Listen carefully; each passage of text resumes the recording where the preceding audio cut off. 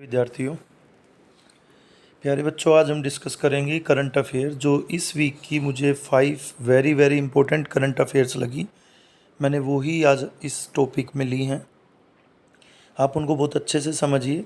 हम weekly current affair भी अब धीरे धीरे इस पर अपलोड करेंगे और वीक में 2 क्लासेस या फिर एक ही क्लास थोड़ी लंबी हो जाएगी, उसके अंदर हम करंट अफेयर्स अपलोड किया करेंगे। जैसे एक ही क्लास होगी तो उसमें 10, 15, 20 पॉइंट जो भी उस वीक के वेरी इंपॉर्टेंट पॉइंट्स हैं एग्ज़ाम पॉइंट ऑफ व्यू से, वो करंट अफेयर भी अब अपलोड किया करेंगे। तो आप नोट्स बनाते चलो, बहुत कुछ मटेरियल इस चैनल पे डलता रहेगा। आगे आगे आप नोट्स के अलावा इसमें जैसे प्रीवियस ईयर्स डिस्कशन होगा, ठीक है, और करंट अफेयर्स भी चलेगा, वोकेबलरी भी, तो बहुत कुछ इस पे हम अपलोड करेंगे। आप इस चैनल को देखते रहो रेगुलर। आपको अपने एग्ज़ाम को लेकर जो एक फोबिया है वो ख़त्म हो जाएगा कुछ समय बाद। तो आप चलिए आज हम स्टार्ट करते हैं। आज का हमारा टॉपिक रहेगा करंट अफेयर, और करंट अफेयर में हमने सबसे पहली न्यूज़ जो ली है आज वो है, हाल ही में समाचारों में देखा गया नालंदा विश्वविद्यालय। एक सेकंड जी। हाल ही में समाचारों में देखा गया नालंदा विश्वविद्यालय किस राज्य में स्थित है? तो आंसर तो बिहार है। बहुत से बच्चों ने ये बातें जीके में पढ़ी भी होंगी कि नालंदा विश्वविद्यालय बिहार में था। अब देखो, थोड़ा सा इसको डिटेल में, पहले मैं इसका पास्ट बताता हूँ आपको, फिर हम इसके बारे में अभी की भी बात करेंगे जो प्रेजेंट में चर्चा में है। देखिए, एक गुप्त वंश हुआ करता था। एक गुप्त, आपको पता है, गुप्त एम्पायर, गुप्त डायनेस्टी, जो एक गुप्त वंश था जिसके सबसे पहले राजा का नाम श्रीगुप्त था। श्रीगुप्त के बाद घटोत्कच, और आपने और समुद्रगुप्त, चंद्रगुप्त प्रथम, चंद्रगुप्त सेकंड, ये सभी के नाम सुने होंगे कभी। तो इसी वंश का नाम था गुप्त वंश। तो गुप्त वंश में एक राजा है, एक राजा हुए थे जिनका नाम था कुमारगुप्त। और कुमारगुप्त ने नालंदा विश्वविद्यालय, जो कि बिहार में था, उसकी स्थापना करवाई थी, उसका निर्माण करवाया था। बहुत बार क्वेश्चन पूछा गया, नालंदा विश्वविद्यालय को किस वंश के राजाओं ने बनवाया? तो गुप्त वंश। या गुप्त वंश के किस राजा ने बनवाया? तो कुमारगुप्त। कुमारगुप्त का एक नाम और भी है, महेंद्रादित्य। कुमारगुप्त का एक नाम और भी होता है, महेंद्रादित्य। तो आपको दोनों नाम याद रखने हैं। कुमारगुप्त ने नालंदा विश्वविद्यालय बिहार में बनवाया था। और इसके अलावा अगर हम बात करें कि जो ये विश्वविद्यालय था ये पूरे एशिया के अंदर प्रसिद्ध विश्वविद्यालय था। बहुत से लोग, बहुत से हमारे देश से बाहर के लोग इस विश्वविद्यालय के अंदर स्टडी करने के लिए भारत आया करते थे। तो बहुत ही प्रचलित, बहुत ही प्रसिद्ध विश्वविद्यालय बन गया था नालंदा विश्वविद्यालय। नालंदा विश्वविद्यालय को जो तुड़वाया, जो उसको एक तरह से ध्वस्त करवाया, वो बख्तियार खिलजी ने कराया था। बख्तियार खिलजी कौन था वो समझिए। आपने कभी पढ़ा होगा कि मोहम्मद गोरी गौर का शासक था। गौर तुर्क के अंदर पड़ता था। तुर्की एक जगह थी, उसके अंदर एक छोटा सा साम्राज्य था, गौर। गौर नाम की एक जगह थी। उस गौर का रहने वाला मोहम्मद गोरी भारत आया था। वो भारत में जब आया तो उसके कुछ सेनापति थे। उसके सेनापति में एक सेनापति का नाम बख्तियार खिलजी भी था। उसके सेनापतियों में, जैसे उसके एक से ज़्यादा सेनापति थे, तो उनमें से एक का नाम था बख्तियार खिलजी, जो कि बहुत ही गुस्से वाला सेनापति था। तो बख्तियार खिलजी ने बिहार के नालंदा विश्वविद्यालय को ध्वस्त कराया था। ऐसा इसलिए कराया था, एक बार बख्तियार खिलजी बहुत बीमार पड़ गया था।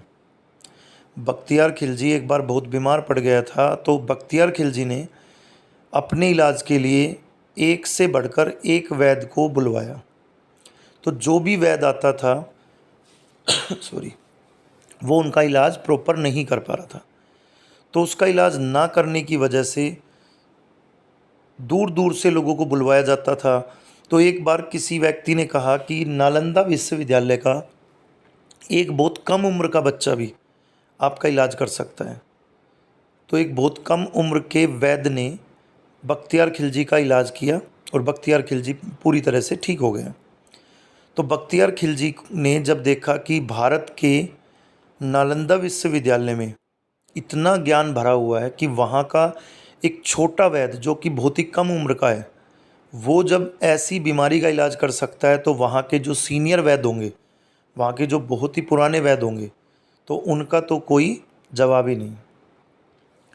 तो उसने नालंदा विश्वविद्यालय को तुड़वाया और नालंदा विश्वविद्यालय का एक लाइब्रेरी, एक पुस्तकालय हुआ करता था, उस पुस्तकालय में उसने आग लगवा दी ताकि हमारी जितने भी ग्रंथ, जितनी भी ज्ञान की किताबें हैं, उनको आने वाली पीढ़ी ना पढ़ सके। और हमारी उस पुस्तकालय को जलने में भी कई दिन लग गए थे, क्योंकि हमारे पास इतनी सारी किताबें थी, ज्ञान से भरी हुई ग्रंथ थे, कि वो लाइब्रेरी इतनी बड़ी थी कि उसको जलने में कई दिन का समय लगा। तो चलिए बच्चों, एक बार जो हमने लिखा है उसको भी पढ़ लेते हैं, जो करंट अफेयर का पार्ट बन जाएगा। आप इसका पास्ट समझ चुके हो। नालंदा विश्वविद्यालय को गुप्त वंश के राजा ने बनवाया और तुड़वाया किसने? बख्तियार खिलजी ने। और बख्तियार खिलजी कौन था? मोहम्मद गोरी का सेनापति। देखो लिखा है इसमें, प्रधानमंत्री नरेंद्र मोदी राजगीर बिहार में पड़ता है। राजगीर बिहार में प्राचीन खंडरों के पास नए नालंदा विश्वविद्यालय परिसर का उद्घाटन करेंगे। जो बहुत प्राचीन से खंडर हो गए हैं नालंदा विश्वविद्यालय के, अब उनका एक नए तरीके से उद्घाटन करेंगे, उनको एक नया रूप देंगे प्रधानमंत्री मोदी। 5वीं शताब्दी में कुमारगुप्त द्वारा स्थापित नालंदा 600 वर्षों तक एक प्रसिद्ध मठ विश्वविद्यालय था। मठ एक तरह से आश्रम टाइप हुआ करते थे, यानी कि यहाँ पे गुरु हुआ करते थे, शिष्यों को दीक्षा और शिक्षा दोनों देते थे। दीक्षा और शिक्षा दोनों में फ़र्क क्या है? दीक्षा का मतलब है, जो आपने पुराने सीरियल्स में देखा होगा, जैसे महाभारत, रामायण, ऐसे कि कोई गुरु है, वो एक पेड़ के चबूतरे पे बैठा हुआ है और कुछ शिष्य उसके ज़मीन में बैठे हुए हैं, धरती पे बैठे हुए हैं, और उनको वो कोई उदाहरण देकर, किसी एग्जाम्पल के थ्रू कोई स्टोरी सुना रहे हैं। उस स्टोरी से कोई ना कोई निष्कर्ष निकलता था, कोई मोरल मिलता था, और वही दीक्षा कहलाती थी। दीक्षा का मतलब होता है बच्चों बिना कॉपी पेन के पढ़ाई करना, और शिक्षा का मतलब है किताबों के जरिए ज्ञान प्राप्त करना। तो दीक्षा भी और शिक्षा भी दोनों मिलती थी नालंदा विश्वविद्यालय में। जो हर्षवर्धन और पाल सम्राटों के अधीन फला फूला। हर्षवर्धन भारत का एक हिंदू राजा हुआ है, और कई बार क्वेश्चन आता है भारत का अंतिम हिंदू राजा, तो आपको आंसर में हर्षवर्धन ही टिक करना है। भारत का अंतिम हिंदू राजा हर्षवर्धन था। हर्षवर्धन के पिता का नाम प्रभाकर वर्धन था, और हर्षवर्धन वर्धन वंश का शासक था। तो हर्षवर्धन के बारे में बहुत ज़्यादा जानकारी इसके टॉपिक में डिस्कस करेंगे। फिलहाल हर्षवर्धन कौन है? एक हिंदू शासक। तो हर्षवर्धन और पाल सम्राटों और कुछ पाल सम्राटों के अधीन ये नालंदा विश्वविद्यालय पूरी चरम सीमा पे था। यह पूरे एशिया से छात्रों को आकर्षित करता था, अट्रैक्ट करता था अपने ज्ञान की वजह से। बौद्ध धर्म, चिकित्सा और खगोल विज्ञान जैसे विषयों की शिक्षा देता था। आपने नाम सुना होगा हीनयान नहीं, फाइयान और हेनसांग। फाइयान और हेनसांग का नाम सुना होगा, ये चीनी यात्री थे। भारत में जो भी चीनी यात्री आता था, उसका मेन टारगेट क्या होता था? भारत के अंदर से भगवान महात्मा बुद्ध के बारे में अवशेषों को इकट्ठा करना। उसके बारे में कुछ भी मिलता है तो उसको इकट्ठा करना और उसको चाइना ले जाना। और भारत के अंदर जब नालंदा विश्वविद्यालय में ये शिक्षा मिलने लगी भगवान बुद्ध से संबंधी, तो क्यों ना वहाँ के लोग यहाँ पे पढ़ने आए। तो भारत के अंदर चीनी लोग शिक्षा प्राप्त करने आते थे बौद्ध धर्म की। तो नालंदा विश्वविद्यालय में और सब्जेक्ट्स की तो मिलती थी शिक्षा, लेकिन बौद्ध धर्म की भी शिक्षा मिलती थी, और जिससे प्रभावित होकर लोग ज़्यादा आते थे। आगे लिखा है 1193 में बख्तियार खिलजी द्वारा नष्ट किया गया। अभी मैंने आपको बताया बख्तियार खिलजी ने इसको नष्ट कर दिया था। अब 1193 क्यों आया? तो बच्चों ध्यान से सुनना, 712 के अंदर भारत में मोहम्मद बिन कासिम आ गया था। 712 में हमारे भारत में अरबी मुस्लिमों का जो आक्रमण हुआ, जिसमें मतलब मोहम्मद बिन कासिम भारत में एंट्री कर गए थे 712 में।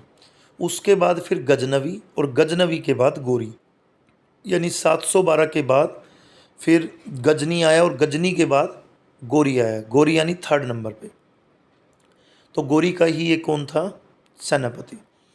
इसे 1812 में फिर से खोजा गया, यानी जो जल गया था, जिसका विनाश कर दिया गया था, उस नालंदा विश्वविद्यालय को 1812 में फिर से खोजा गया, और अब यूनेस्को विश्व धरोहर स्थल है। आपको पता होगा यूनेस्को विश्व धरोहर स्थल की, यानी कि वर्ल्ड हेरिटेज जो प्लेसेस हैं, उसकी लिस्ट में शामिल कर दिया गया नालंदा विश्वविद्यालय को। तो आई होप बच्चों आपको ये बहुत अच्छे से समझ आई होगी बात। मैंने इससे रिलेटेड जितना भी पास्ट था, जो मुझे इम्पोर्टेंट लगा, वो सब डिस्कस कर दिया है। आप नोट्स बनाएं तो इसके पास्ट की बातों का भी और प्रेजेंट की, तो आपको वो सारी चीज़ें फिर अच्छे से क्लियर रहेंगी। सेकंड पॉइंट है हमारा प्लैनेट 9, जिसे हाल ही में समाचारों में देखा गया। क्या है?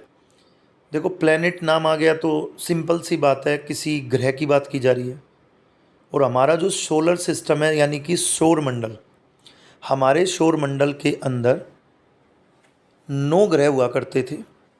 एक बार मैं सभी के नाम रिपीट कर रहा हूँ, और मैं सभी के नाम ऑर्डरली रिपीट कर रहा हूँ, तो आप लिख भी लेना। ऑर्डरली क्वेश्चन पूछ लिया जाता है। सूर्य के सबसे नज़दीक बुध ग्रह, बुध के बाद शुक्र, शुक्र के बाद पृथ्वी, पृथ्वी के बाद मंगल, मंगल के बाद बृहस्पति, बृहस्पति के बाद शनि, शनि के बाद अरुण, अरुण के बाद वरुण, और वरुण के बाद यम ग्रह हुआ करता था, जिसे इंग्लिश में प्लूटो कहते थे। एक बार मैं सभी के नाम दोबारा से रिपीट कर रहा हूँ, बट इस बार इंग्लिश में। सूर्य के यानी सन के जो सबसे नियरेस्ट है वो मरकरी है।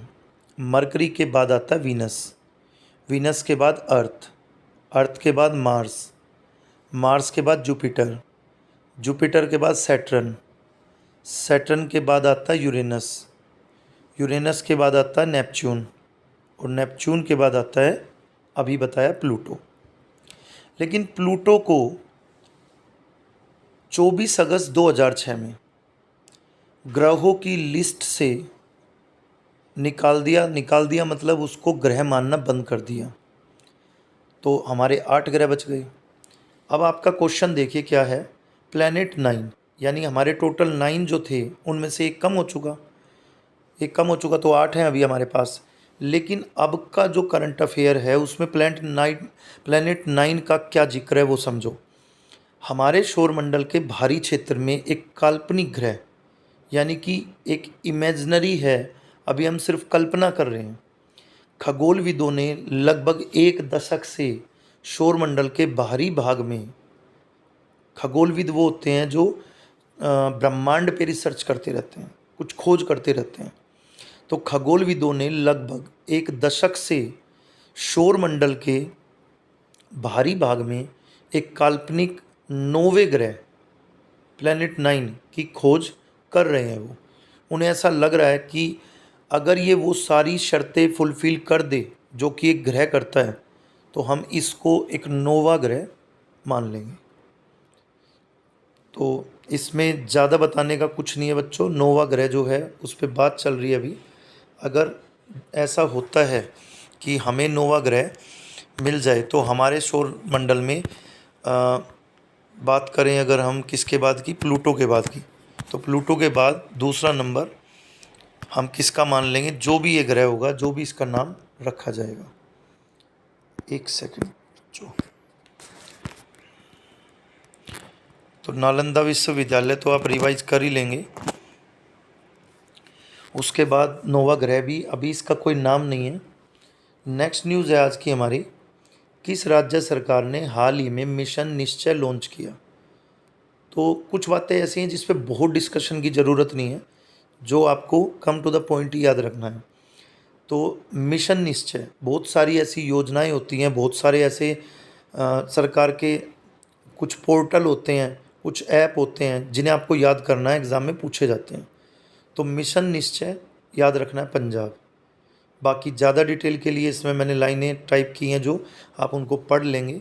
बाकी बहुत ज़्यादा इम्पोर्टेंट इसकी डिटेल नहीं है, बहुत ज़्यादा इम्पोर्टेंट बस राज्य है। 4th नंबर पे लिखा है, कौन सा देश अगस्त में बहुराष्ट्रीय वायु अभ्यास तरंग शक्ति 2024 की मेज़बानी करेगा। अभी मैंने आपको बताया बहुत सारे ऐप, बहुत सारे मिशन, ये सब चीज़ें हमें एक अलग से नोट्स बना लेने हैं। जैसे भारत, कौन सा देश करेगा? भारत। इसको पढ़ लेते हैं, ये इम्पोर्टेंट है इसकी डिटेल भी। भारतीय वायुसेना यानी इंडियन एयरफोर्स अगस्त 2024 में अपना पहला बहुराष्ट्रीय अभ्यास तरंग शक्ति, क्या नाम है इसका? तरंग शक्ति 2024 आयोजित करेगी।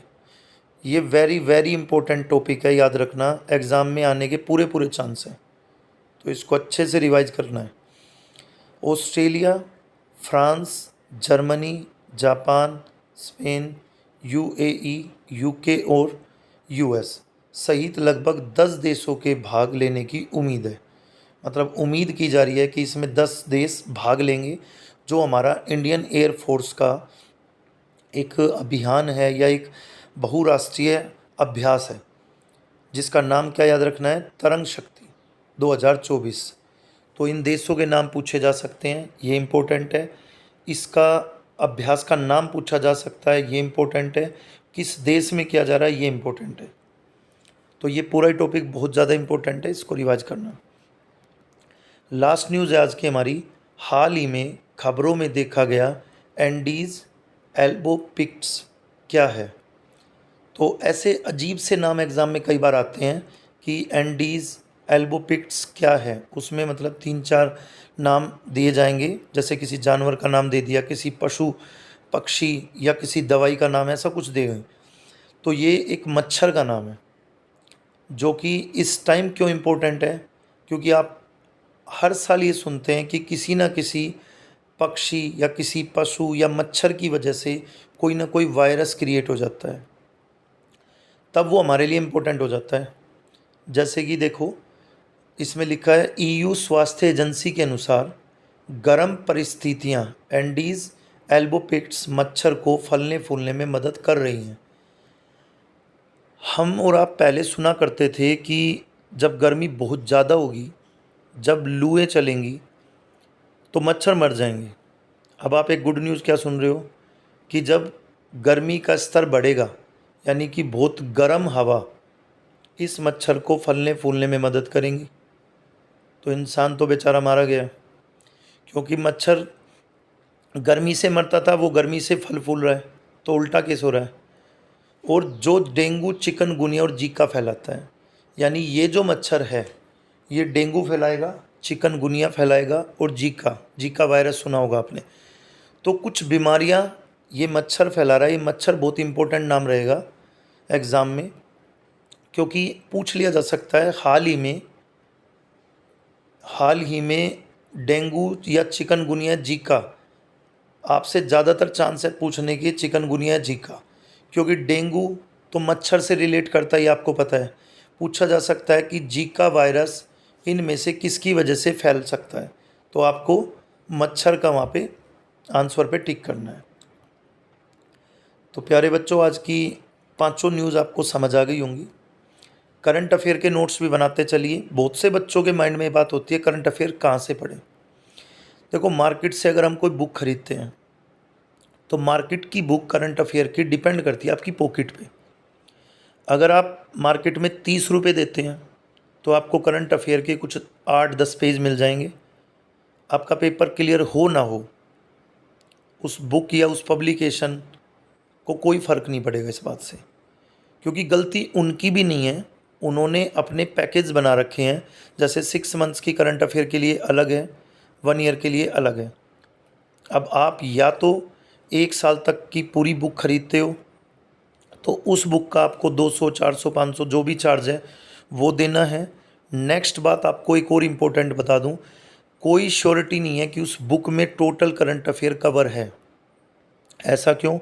आप जब वीकली करंट अफेयर कवर करते चलोगे, अपना एक रजिस्टर बनाओ आप, जब वीकली करंट अफेयर आप कवर करोगे तो आप कॉन्फिडेंट रहोगे कि मैंने कोई वीक ऐसा नहीं छोड़ा है जिसकी न्यूज़ मुझे ना पता हो। और जब आपको कोई बुक दे दी जाती है तो आप बुक के भरोसे जाते हो बस, कि जो बुक में करंट अफेयर है वही मुझे पढ़नी है, उसमें से आया तो राधे राधे, नहीं आया तो भी राधे राधे। तो प्यारे बच्चों, एक करंट अफेयर का रजिस्टर बनाओ, उस रजिस्टर में आज की 5 न्यूज़ लिखो। उसके अंदर आप सिर्फ करंट अफेयर ही नहीं लिखेंगे, उसके अंदर मैं ऐसे बहुत सारे टॉपिक पे वीडियो बनाने वाला हूँ अभी, जिस पे जैसे कि फॉर एग्ज़ाम्पल रविंद्रनाथ टैगोर, जैसे उनकी कोई जयंती आई, जयंती के बारे में, फिर उनकी कौन सी जयंती थी ये, भारत के लिए उन्होंने क्या क्या किया है, उनको क्यों याद किया जाता है। तो ये सभी टॉपिक हमारे लिए करंट अफेयर प्लस हिस्ट्री होते हैं ये, यानी कि हिस्ट्री भी याद रखनी है इनकी और करंट अफेयर भी। तो दोनों पॉइंट ऑफ व्यू से इम्पोर्टेंट है। एक ऐसा रजिस्टर बनाओ जिसमें यूट्यूब पे जितनी भी वीडियो डलेंगी वो सारी वीडियो आप उसमें नोट्स बना लेंगे। चलिए, हरे कृष्णा अगेन, आज के लिए इतना ही।